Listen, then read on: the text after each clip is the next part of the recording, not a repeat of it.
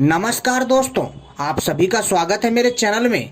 आज हम बात करेंगे पत्नी या प्रेमिका के साथ नवरात्रि के समय संबंध बनाना सही है या गलत। इसके बारे में पूरी जानकारी देंगे और ये भी बताएंगे यदि आपने नवरात्रि में संबंध बना लिया है तो इससे आपको क्या नुकसान होंगे तथा इससे जुड़े अनेकों बातों को हम आपको बताएंगे जो आपके ज्ञान में वृद्धि करेगा। और ये भी बताएंगे कि यदि आप नवरात्रि के समय संबंध बनाने का प्रयास करते हैं तो दोस्तों इसके क्या दुष्परिणाम हो सकते हैं, पूरी जानकारी देंगे जो आपके ज्ञान में वृद्धि करेगा। तो दोस्तों आप सभी से अनुरोध है इस वीडियो को पूरा और आखिरी तक देखिएगा, तभी आपके समझ में आएगा, अन्यथा कुछ समझ में नहीं आने वाला है। क्योंकि दोस्तों आपको मैं बता दूं कि नवरात्रि में यौन संबंध बनाना उचित है या नहीं, इसके बारे में पूरी विस्तार से बातें बताऊंगा। लेकिन इससे पहले आप सभी मेरे चैनल को सब्सक्राइब कर लीजिए और घंटी को भी सही प्रकार से दबा लीजिए, क्योंकि मैं अपने चैनल के माध्यम से ऐसी जानकारी लाता हूं। और वीडियो को भी लाइक कर लीजिए मेरे, ठीक है मित्रों। तो चलिए मैं आपको बताता हूं नवरात्रि में पत्नी या प्रेमिका के साथ संबंध बनाना उचित है या नहीं। तो दोस्तों चलिए मैं आपको बताता हूं कि शास्त्रों में इसके बारे में क्या बताया गया है।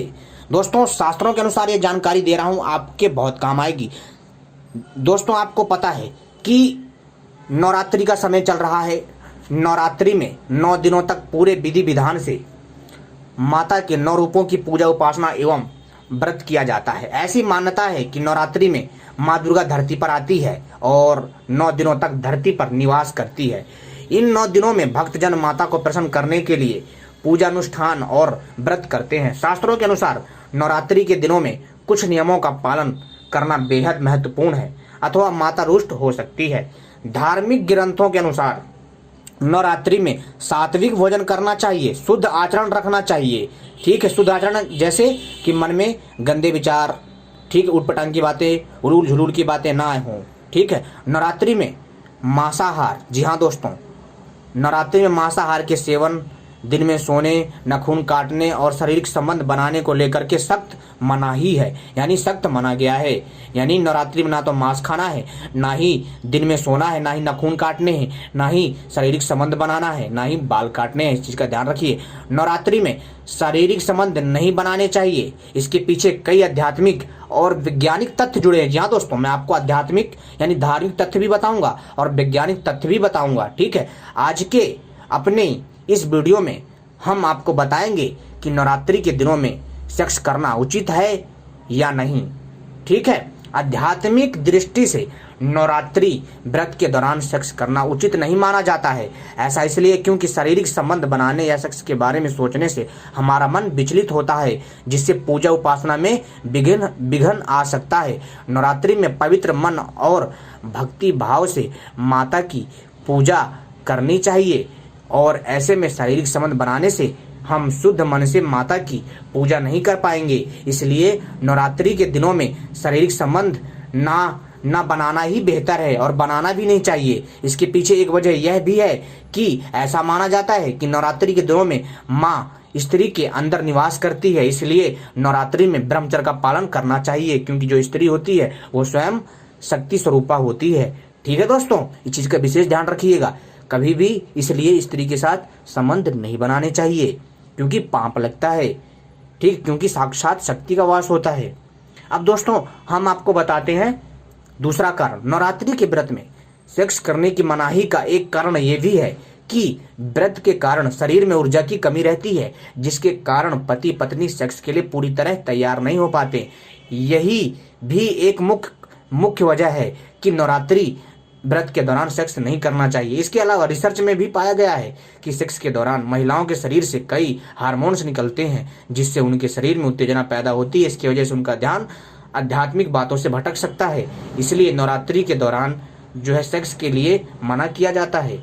दोस्तों एक बात और बता दूं कि नवरात्रों में हमें इन सभी बेकार की बातों से परहेज करना चाहिए। समझ रहे हो मित्रों, क्योंकि हर एक चीज की एक अपनी सीमा होती है और हर एक चीज का अपना एक विधान होता है। इसलिए हमें हर चीज को विधान से करना चाहिए।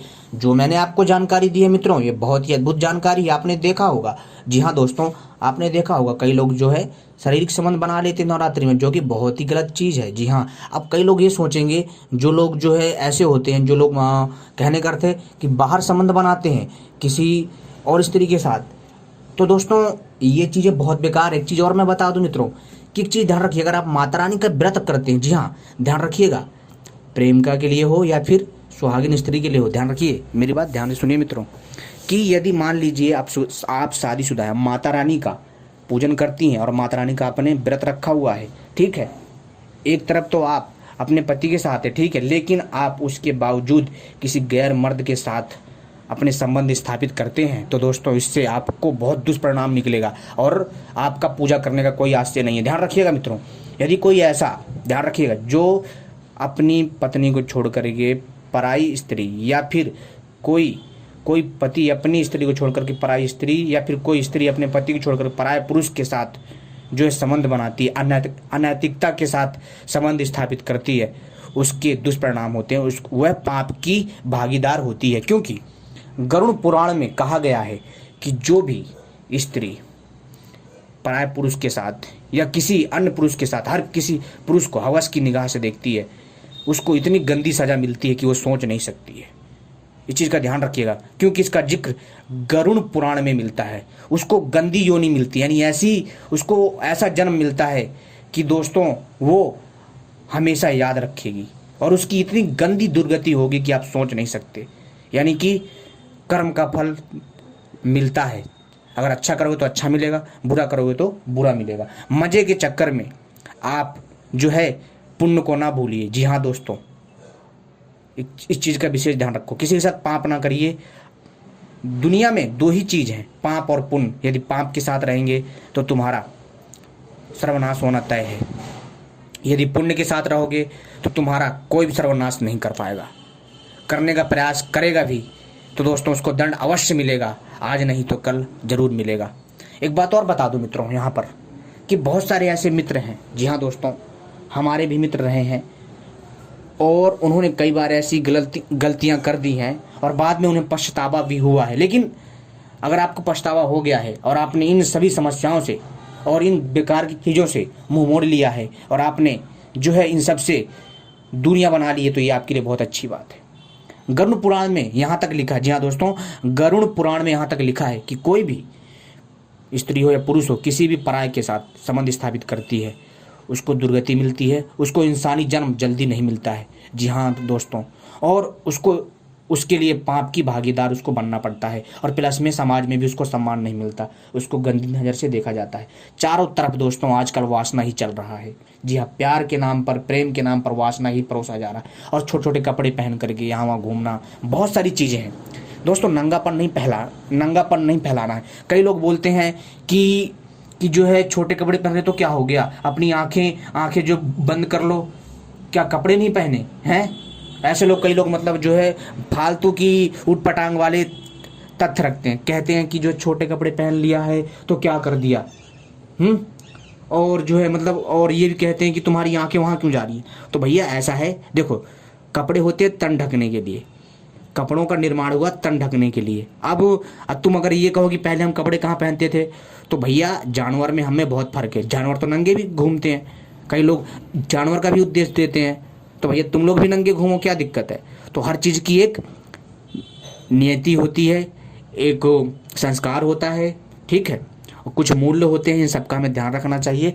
ठीक है दोस्तों, उम्मीद करता हूँ ये जानकारी पसंद आई होगी। मैं बस इतना कहना चाहूँगा, बस गलत चीज़ों से दूरी बना लो, ठीक है, और तभी आप पूजा उपासना करिए, तभी पूजा उपासना सफल होगी। लेकिन आप गलत करोगे, किसी के साथ भावनाओं के साथ खेलोगे, या अगर पति पत्नी को धोखा देता है, या पत्नी पति को धोखा देती है, या प्रेमी प्रेमिका को धोखा देता है, या फिर प्रेमिका अपने प्रेमी को धोखा देती है, ठीक है, या प्रेमिका अपने प्रेमी को धोखा देती है, प्रेमी प्रेमिका को धोखा देती है, तो दोस्तों इन लोगों को बहुत गंदी सजा मिलती है।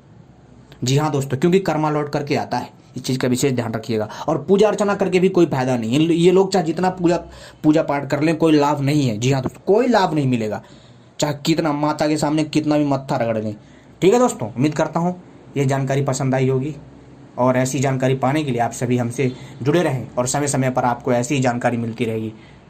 दोस्तों मैं थोड़ी विस्तार से जानकारी देता हूँ, इसलिए मेरी वीडियो थोड़ी लंबी हो जाती है। आपने वीडियो देखी, आपका बहुत बहुत धन्यवाद।